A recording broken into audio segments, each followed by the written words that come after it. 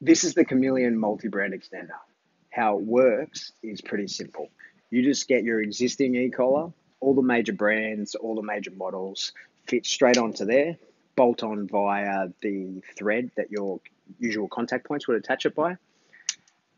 Once it's attached, the steam or electricity is conducted through cables into these islands.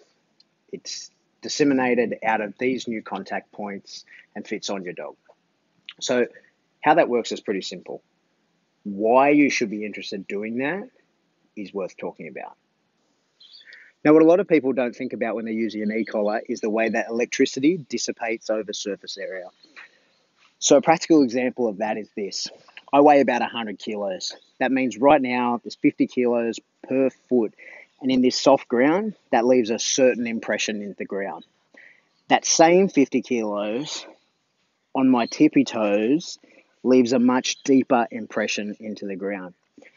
So what that draws is a parallel between bigger, blunter contact points, dissipating electricity, and the stim feeling less than sharper, pointier contact points, concentrating that electricity into the one spot and the stim feeling more, even though the level on the collar is exactly the same. When we extrapolate that out, so my 50 kilos per foot now, if I add more contact points, I can make that like 25 kilos per surface area when my hands touch the ground as well.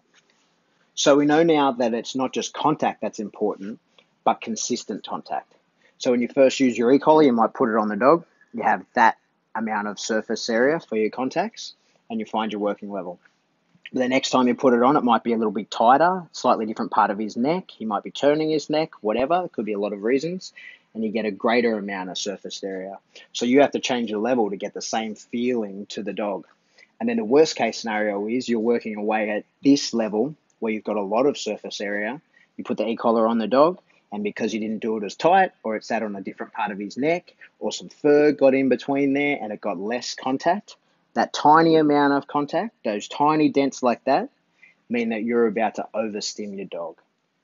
So the solution's pretty simple. It's the Chameleon Extender. You attach a box e-collar to this section here via the contact point screws. The electricity is disseminated through cables out to these contact islands. In every one of these plugs, it's possible to put another contact point. As long as you have one contact point on a positive pole and one on a negative pole, you'll be able to stim the dog. The contact points are insulated and only have very fine tips. The whole device sits comfortably around the dog's neck, so you can pretty much guarantee that every time you put it on, you're going to get the same amount of surface area of contact point making contact with the dog's skin. The only thing you can do better than this is attach feather contacts. By using the feather contact points on the Chameleon Extenders, no matter what brand of e-collar you attach to it, you have the best possible chance of consistent contact. The surface area that will make contact with the dog is very small. It'll go through even hairy dogs, double feathers like this. There isn't a dog that won't get contact with that. But the amount of surface area contact is very small, which means you can use the lowest possible setting for your dog, and it completely removes the ability to accidentally overstim your dog. So that is why these things are worth getting.